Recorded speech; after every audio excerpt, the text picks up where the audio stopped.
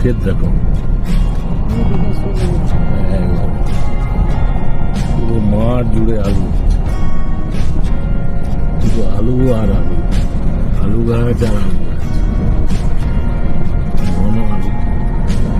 চাষের জমিতে দেখো কত আলু চাষ হয়েছে। আলু হচ্ছে, ধান লাগানো হবে, এবারে বোরো চাষ হবে, আলু হচ্ছে, এদিকে বোরোর মাটি তৈরি হচ্ছে, দেখেছ পুরো মাঠ আলুই ভর্তি, গাদা খানেক আলু, বাপরে বাপ, সারা মাঠ এবছর প্রচুর আলু চাষ হচ্ছে, প্রচুর আলু চাষ, পুরো মাঠ জুড়ে আলু চাষ।